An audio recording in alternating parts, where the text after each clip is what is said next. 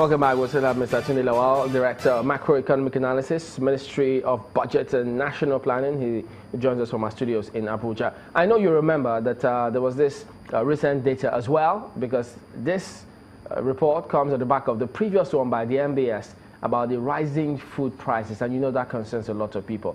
So would you say that all is well in spite of those rising food prices?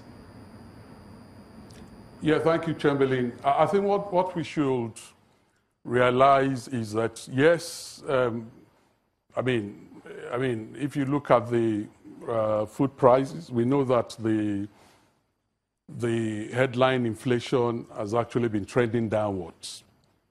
I mean, over the past couple of months, it's been trending downwards from 18.72% in January of 2017, for example, to about 16.05% in July of 2017. But of course, there has been the issue of the food prices rising. But again, you need to find out what are the causes of this rising food prices. The government is concerned that if prices of food products are rising, and government is taking steps. And I tell you the areas they're taking steps. For example, they're addressing the supply side constraints. I mean, because there are 2-3 sides to the matter. I mean, when there are supply side constraints, farmers don't have access to, credit. When products are not being produced because of certain issues, I think government is currently working on that closely with the subnational governments. So I think that is being addressed. The other side has to do with the transportation cost. I mean, because most of the agricultural products we talk about come in from the hinterland, and of course you need to convey these products to town. Obviously, the cost of transport has gone up, and the farmers will add this on to the price of the foodstuff.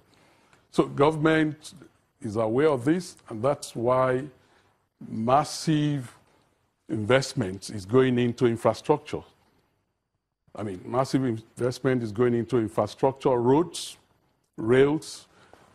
I mean, you can even see from the 2017 budget, the power, roads, and housing got the largest allocation of over 555 billion naira, closely followed by the transport of about 140-something billion naira.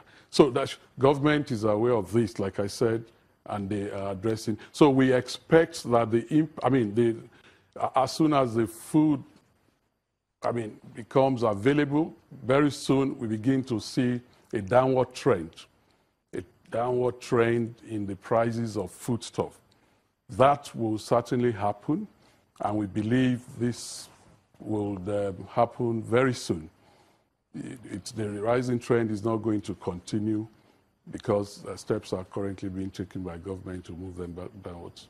Mr. Lawal, could you talk to us about the manufacturing sectors, which is one of the sectors that help to drive us getting out of recession? But when you look at some of the sub-sectors within manufacturing, you notice that some of them have actually declined further into recession. They're not fully out of recession just yet, even though we have a blanket figure that suggests that, according to the NBS figures, help to get Nigeria out of recession. What are you doing concerning the manufacturing sector to enable it to have more components